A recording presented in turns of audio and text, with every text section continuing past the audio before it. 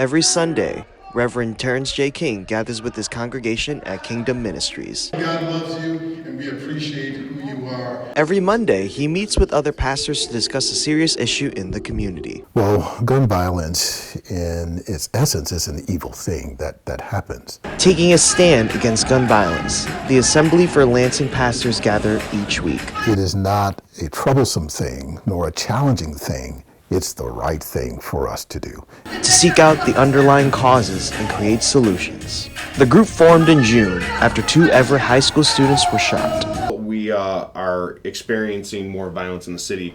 Our investigative division is focusing a lot of their time on some of the gun violence crimes and just the general violence crimes that we've had occur in the city.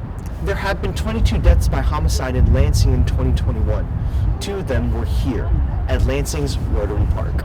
Gun violence is something that is on the front of our minds. East Lansing Police Captain Chad Connolly is working with the city of Lansing to combat gun violence. Some proactive efforts that we've been taking personally here at the East Lansing Police Department is becoming involved in the Violent Crime Initiative in the city of Lansing. The VCI team enhances initiatives that focus on violence, drugs, and gun violence in the community.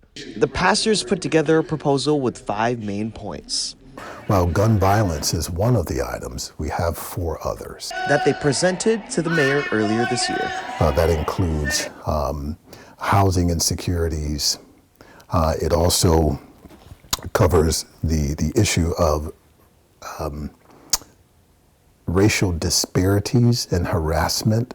The proposal also suggests the city reallocate their budget to better support young people and create a board to review police conduct. Michael Lynn Jr. is the co-founder of the Village Lansing, a nonprofit fighting against youth violence by providing support to the community.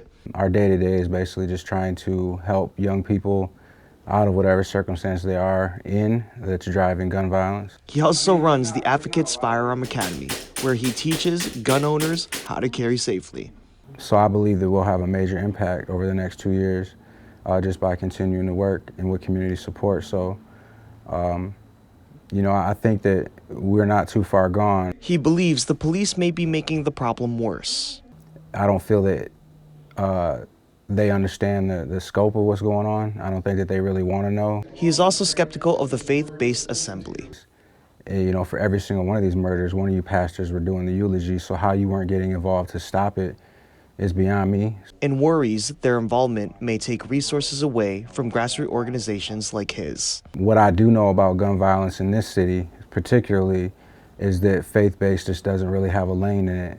The pastors have met with community members. We've gotten some of communities' voices to hear what they're passionate about, also to hear what many of these organizations are already engaged in that we'd like to come and support. And we'll be meeting with the mayor again. We're happy and looking forward to having that conversation. That conversation will not only cover gun violence, but several other community issues as well.